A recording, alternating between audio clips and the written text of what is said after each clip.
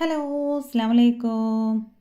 അപ്പോൾ ഇന്ന് പച്ചരി വെച്ചിട്ട് സിമ്പിളായിട്ട് തന്നെ റെഡിയാക്കി എടുക്കാൻ പറ്റിയിട്ടുള്ള നല്ല അടിപൊളിയായിട്ടുള്ള ഒരു ബ്രേക്ക്ഫാസ്റ്റിൻ്റെ റെസിപ്പിയാണ്. അപ്പോൾ ഇത് കഴിക്കാനായിട്ട് നമുക്ക് സെപ്പറേറ്റ് കറിയുടെ ഒന്നും ആവശ്യമില്ല കേട്ടോ. ഇത് ഇങ്ങനെ തന്നെ കഴിക്കാൻ നല്ല ഒരു ടേസ്റ്റാണ്. അപ്പോൾ നമ്മുടെ പലഹാരം റെഡിയാക്കി എടുക്കാനായിട്ട് ആദ്യം തന്നെ നമുക്ക് ഇതിലേക്ക് വേണ്ടത് പച്ചരിയാണ്. അപ്പോൾ 2 കപ്പ് കുതിർത്തെടുത്തിട്ടുള്ള പച്ചരി ഞാനിവിടെ കഴുകി വൃത്തിയാക്കി എടുത്തതിന് ശേഷം മിക്സിയുടെ ജാറിലേക്ക് ചേർത്ത് കൊടുത്തിട്ടുണ്ട്.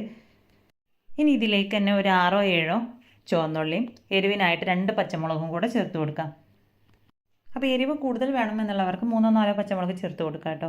അപ്പോൾ 2 പച്ചമുളക് തന്നെ അത്യാവശ്യത്തിന് ചെറിയൊരു എരിവുണ്ട്. പിന്നെ ഇതിലേക്ക് പുഴുങ്ങിയെടുത്തിട്ടുള്ള ഒരു കിഴങ്ങാണ് ചേർത്ത് കൊടുത്തിട്ടുള്ളത്. പിന്നെ 1/2 കപ്പ് തേങ്ങ ചിരവി എടുത്തതും ആവശ്യത്തിനുള്ള വെള്ളവും കൂടെ ഒഴിച്ചിട്ട് നമുക്കിതിനെ അരച്ചെടുക്കാം. അപ്പോൾ ഒരുപാട് വെള്ളം ഒഴിച്ചിട്ട് നമ്മൾ അരച്ചെടുക്കരുത് കേട്ടോ. അപ്പോൾ മാവ് ലൂസായി പോയിട്ടുണ്ടെങ്കിൽ നമുക്ക് കറക്റ്റായിട്ട് തന്നെ നമുക്ക് റെഡിയാക്കി എടുക്കാൻ പറ്റില്ല. അപ്പോൾ ഞാനിവിടെ 1 കപ്പ് വെള്ളമാണ് കേട്ടോ ആദ്യം ഇവിടെ ഒഴിച്ചു കൊടുത്തിട്ടുള്ളത്. പിന്നെ അതിലേക്ക് ഒരു 1/4 ടീസ്പൂൺ വലിയ ജീരകവും പിന്നെ ചെറിയൊരു കളർ കിട്ടാൻ വേണ്ടിയിട്ട് ഒരു 1/4 ടീസ്പൂൺ മഞ്ഞൾപ്പൊടിയും കൂടെ ചേർത്ത് കൊടുത്തിട്ടുണ്ട്. ഇനി എല്ലാം കൂടെ നല്ലപോലെ ഒന്ന് അരച്ചെടുക്കാം. അരച്ചെടുത്തിട്ടുള്ള നമ്മുടെ മാവ് ഞാനിവിടെ ഒരു ബൗളിലേക്ക് മാറ്റി കൊടുക്കുകയാണ്. അപ്പോൾ അത് അത്യാവശ്യം തിക്കായിട്ട് തന്നെയാണ് കേട്ടോ അരച്ചെടുത്തിട്ടുള്ളത്. ഇനി സെയിം ചാറിലേക്ക് തന്നെ ഒരു 1/4 കപ്പ് വെള്ളവും കൂടെ ഒഴിച്ച് ഒന്നുകൂടെ അടിച്ചെടുത്തതിന് ശേഷം ഇതിലേക്ക് തന്നെ ഒഴിച്ചു കൊടുത്തിട്ടുണ്ട്. ഇനി ആവശ്യത്തിനുള്ള ഉപ്പും കൂടി ഈ ഒരു സമയത്ത് ചേർത്ത് കൊടുത്ത് നല്ലപോലെ ഒന്ന് മിക്സ് ചെയ്തിട്ടെടുക്കാം. അപ്പോൾ സാധാരണ നമ്മൾ ദോശ ബാറ്ററൊക്കെ റെഡിയാക്കി എടുക്കുന്ന ആ ഒരു രീതിയിൽ അതിനേക്കാളും കുറച്ചൊരു ലൂസായിട്ടാണ് കേട്ടോ നമ്മുടെ ഈ ഒരു മാവ് ഉണ്ടാവേണ്ടത്. അപ്പോൾ അത് ഈ ഒരു കൺസിസ്റ്റൻസിയിലാണ് കേട്ടോ നമ്മുടെ മാവ് റെഡിയാക്കി എടുത്തിട്ടുള്ളത്. അപ്പോൾ ഓരോരുത്തരും എടുക്കുന്ന പച്ചരിയുടെ അളവിനനുസരിച്ചൊക്കെ ചിലപ്പോൾ അങ്ങോട്ടും ഇങ്ങോട്ടും വെള്ളത്തിൻ്റെ അളവൊക്കെ ഒന്ന് ചെറുതായിട്ട് തന്നെ ചേഞ്ച് ആവാൻ സാധ്യതയുണ്ട്. അപ്പോൾ ഞാനിതിലേക്ക് മൊത്തം ഒരു 1/4 കപ്പ് വെള്ളമാണ് ഒഴിച്ചു കൊടുത്തിട്ടുള്ളത്.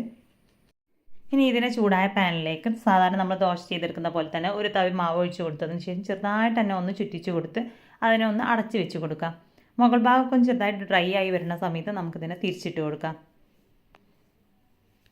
അപ്പോൾ പാനിൻ്റെ ചൂട് ഒരുപാട് കൂടി പോവാതിരിക്കാൻ പ്രത്യേകം ശ്രദ്ധിക്കണം. പാൻ ഓവർ ഹീറ്റ് ആയിട്ടുണ്ടെങ്കിൽ നമുക്ക് കറക്റ്റായിട്ട് ചുറ്റിച്ചെടുക്കാനും അതേപോലെ തന്നെ ദോശയുടെ ആ ഒരു സ്ട്രെച്ചറൊന്നും കറക്റ്റായിട്ട് വരില്ല.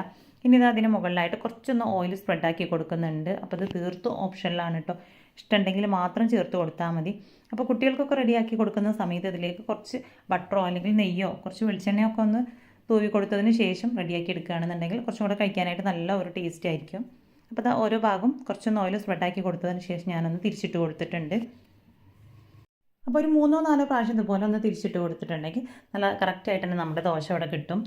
അപ്പോൾ ഓയിലൊന്നും ചേർത്തിട്ട് രാവിലെ തന്നെ കഴിക്കാൻ ഇഷ്ടമില്ലാത്തവർക്ക് അതൊന്നും ചേർത്ത് കൊടുക്കാത്ത രീതിയിലും നമുക്ക് ദോശ റെഡിയാക്കി എടുക്കാം കേട്ടോ. അപ്പോൾ അത് ഞാനിവിടെ അടുത്തതും സെയിം രീതിയിൽ തന്നെ മാവ് ഒഴിച്ച് ഒന്ന് ചുറ്റിച്ചെടുത്തതിന് ശേഷം ഒന്ന് അടച്ച് വെച്ച് വേവിച്ചെടുക്കുകയാണ്. അപ്പോൾ ഇതിലേക്ക് ഞാൻ ഒട്ടും തന്നെ ഓയിലൊന്നും സ്പ്രെഡാക്കി കൊടുക്കാതെയാണ് കേട്ടോ റെഡിയാക്കി എടുക്കുന്നത്. അപ്പോൾ സെയിം രീതിയിൽ തന്നെ ഒന്ന് നമുക്കിതിനെ തിരിച്ചിട്ട് കൊടുക്കാം.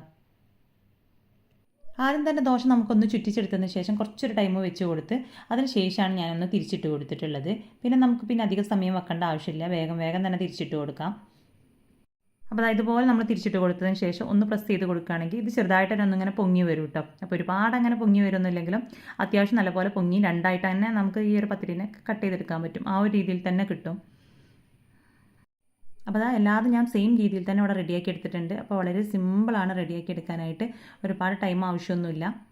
അപ്പോൾ രാവിലെ തന്നെ മാവ് കുഴച്ച് പരത്തി കഷ്ടപ്പെടേണ്ട ആവശ്യമൊന്നുമില്ല. ഇതേ രീതിയിൽ തന്നെ നമുക്ക് ബ്രേക്ക്ഫാസ്റ്റ് റെഡിയാക്കി എടുക്കാം. അപ്പോൾ ഇത് കുട്ടികൾക്കൊക്കെ റെഡിയാക്കി കൊടുക്കുന്ന സമയത്ത് കുറച്ച് അധികം തന്നെ ബട്ടറോ നെയ്യൊക്കെ ഒന്ന് ചേർത്തിട്ട് റെഡിയാക്കി കൊടുക്കുകയാണെന്നുണ്ടെങ്കിൽ കുറച്ചും കൂടെ ഹെൽത്തി ആയിരിക്കും. അപ്പോൾ കറിയൊക്കെ ഉണ്ടാക്കാൻ മടിയുള്ളവരാണെങ്കിൽ ചൂടോടുകൂടെ തന്നെ നമുക്ക് ഇത് ചായയുടെ കൂടെ കഴിക്കാം. അതല്ല കറിയുടെ കൂടെ സെർവ് ചെയ്യാനാണെങ്കിൽ ചട്നിയൊക്കെ ഇതിൻ്റെ കൂടെ നല്ല ബെസ്റ്റ് കോമ്പിനേഷനാണ്. അപ്പോൾ ഇന്നത്തെ നമ്മുടെ ഈ ഒരു ബ്രേക്ക്ഫാസ്റ്റ് റെസിപ്പി നിങ്ങൾക്ക് ഇഷ്ടമായിട്ടുണ്ടെങ്കിൽ ലൈക്ക് ചെയ്യുക. അതുപോലെ തന്നെ നമ്മുടെ ചാനൽ ഇതുവരെയും സബ്സ്ക്രൈബ് ചെയ്യാതെ കാണുന്ന ഏതെങ്കിലും കൂട്ടുകാരുണ്ടെങ്കിൽ ഒന്ന് സബ്സ്ക്രൈബ് ചെയ്യുക. അപ്പോൾ ഇതുപോലുള്ള സിമ്പിൾ ബ്രേക്ക്ഫാസ്റ്റിൻ്റെ റെസിപ്പീസ് നമ്മൾ ഒരുപാട് ചാനലിൽ അപ്ലോഡ് ചെയ്തിട്ടുണ്ട്. കാണാത്തവരുണ്ടെങ്കിൽ ജസ്റ്റ് അതൊക്കെ ഒന്ന് പോയിട്ട് കണ്ടു നോക്കുക കേട്ടോ. അപ്പോൾ ഇന്നത്തെ നമ്മുടെ ഈ ഒരു വീഡിയോ ഇഷ്ടമായിട്ടുണ്ടെങ്കിൽ ലൈക്ക് ചെയ്യുക.